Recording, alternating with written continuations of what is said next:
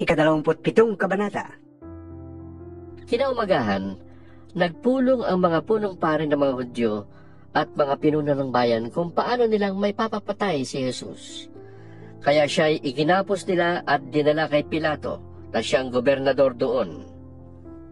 Nang makita ni Judas na si Jesus ay nahatulang mamatay, nagsisi siya at isinauli sa mga punong pare at mga pinuno ng bayan ang 30 salaping pilak. Sinabi niya, "Nagkasala ko. Ipinagkanulo ko ang dugo ng taong wala ni bahid ng kasalanan." Ano pakialam namin sa'yo? Bahala ka sa buhay mo! Sagot nila. Inihagis ni Judas sa loob ng templo ang mga salaping pilak, at pagkaalis doon, siya'y nagbigti. Pinulot ng mga punong pare ang mga salaping pilak. Sinabi nila, Labag sa kautusan na ilagay ang salaping ito sa kabayyaman ng templo, sapagkat bayad ito sa buhay ng isang tao. Nagkaisa sila na ang salaping iyon ay ibili ng bukid ng isang magpapalayok upang gawing libingan ng mga dayuhan. Mula noon, ang bukid na iyon ay tinawag na Bukid ng Dugo hanggang sa panahong ito. Sa ganitong paraan, natupad ang sinabi ni Propeta Jeremias. Kinuha nila ang 30 salaping pilak. Ang halagang katumbas niya ayon sa mga Israelita, at ginamit ito upang bilhin ang bukid ng isang magpapalayok ayon sa inutos sa akin ng Panginoon. Iniharap si Jesus sa gobernador at siya'y tinanong nito, Ikaw nga ba ang hari ng mga Hudyo? Sumagot si Jesus, "Kayo na ang may sabi."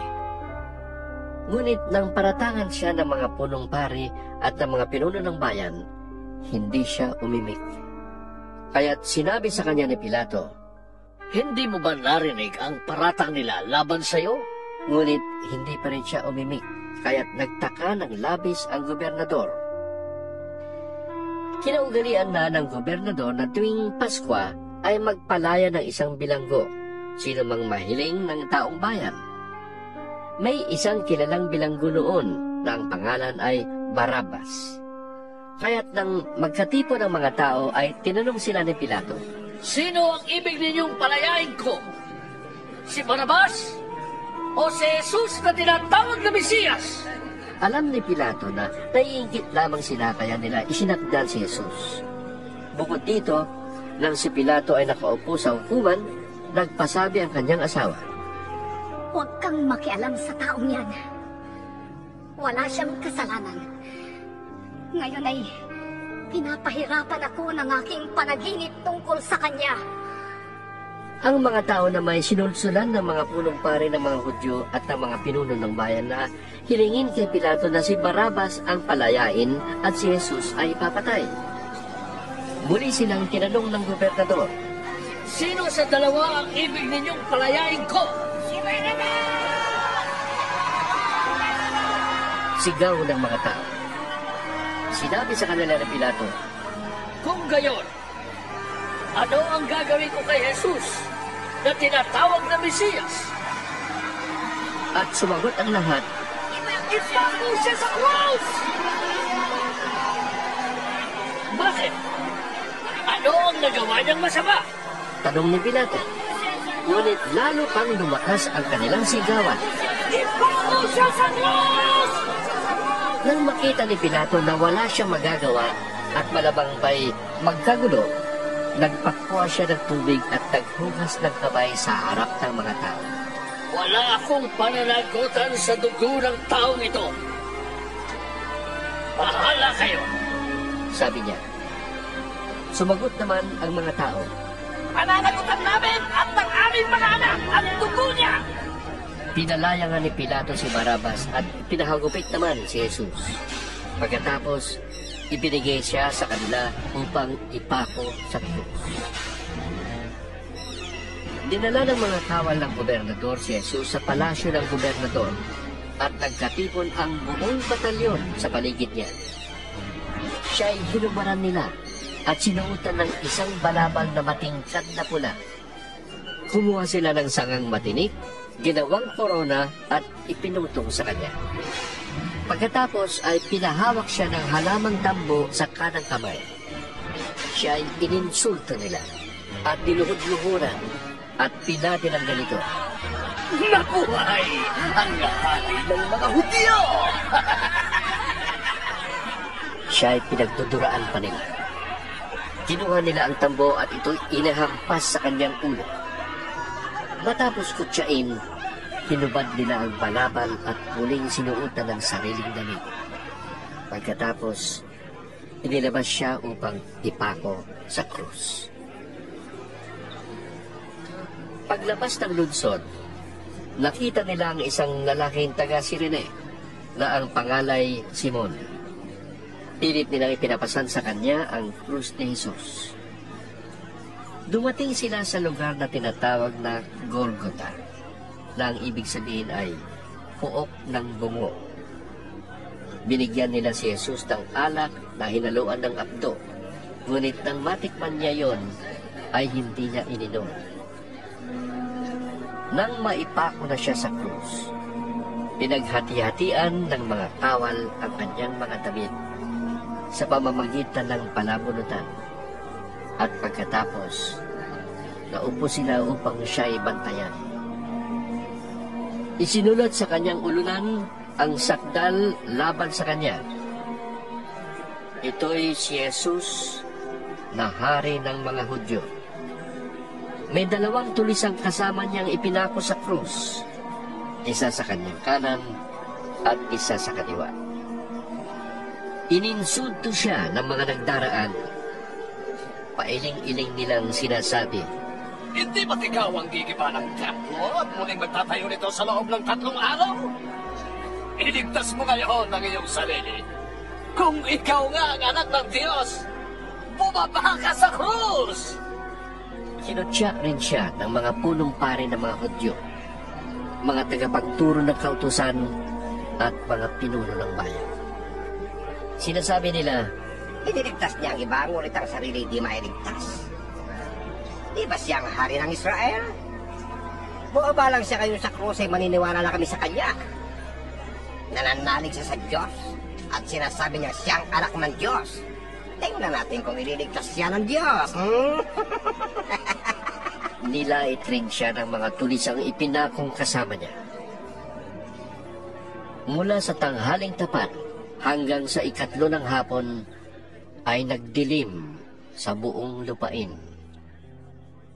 Nang mag-aalas 3 na ng hapon, sumigaw si Jesus.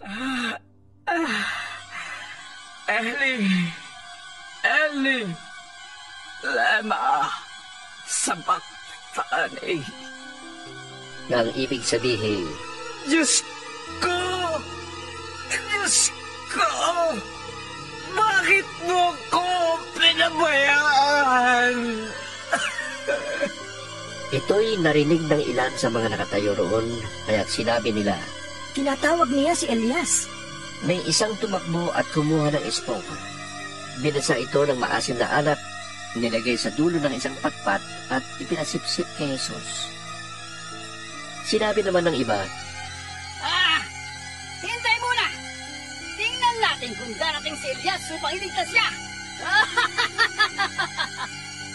muling sumigaw si Jesus ng malakas at nalagutan ng hininga.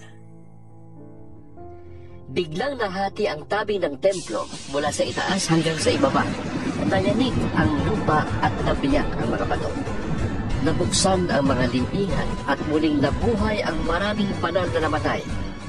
Lumabas sila ng libingan at pagkatapos na muling mabuhay si Jesus, sila'y pumasok sa Jerusalem at nakita roon ng marami.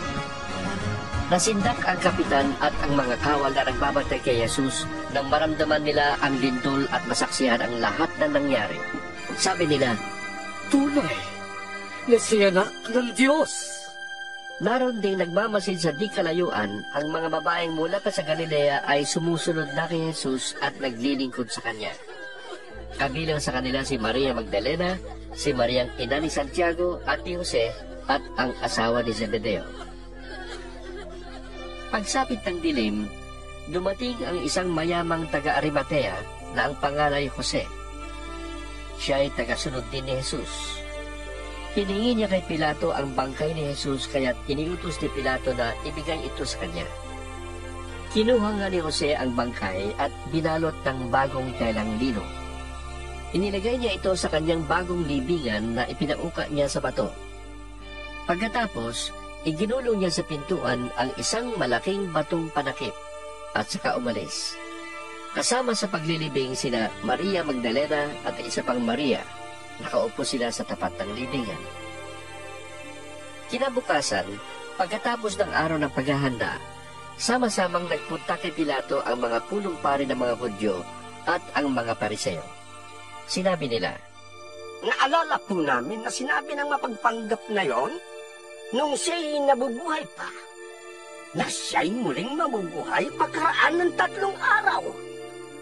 Kaya, pabantayan po sana ninyong mabuti ang libingan hanggang sa 4 araw. Baka pumunta doon ang kanyang mga alagad at kunin ang bangkay. At pagkatapos ay ipamalit ang siya'y muling nabuhay. Ang pandarayang ito'y magiging masahol pa kaysa una. sinabi sa kanila ni Pilato, Kumuha kayo ng mga kawal at pabantayan niyong mabuti ang libingan. kaya pumaroon na sila at nilagyan ng tatak ang batong panakip sa libingan at pinabantayan sa mga kawal. 28 Kabanata. Makaraan ang araw ng pamamahinga, sa pagbubukang liwayway ng araw ng linggo, lumakad si Maria Magdalena at ang isa pang Maria upang tingnan ang libingan ni Jesus. Biglang lumindol ng malakas. Bumaba mula sa langit ang isang anghel ng Panginoon. Iginulong ang batong nakatakip sa libingan at naupo sa ibabaw niyon. Ang kanyang mukha ay nakakasilaw na parang kidlat at puting-puti ang kanyang damit. Nanginig sa takot ang mga bantay nang makita ang anghel at sila'y nabwal na parang mga patay.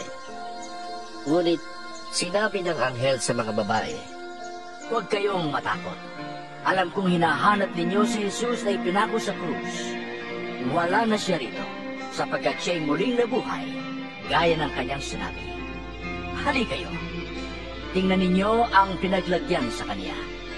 Pagkatapos, lumakad kayo agad at ibalita sa kanyang mga alagad na siya'y muling nabuhay at mauuna sa inyo sa Galilea. Makikita niyo siya roon. Yan ang balitang dala ko sa inyo.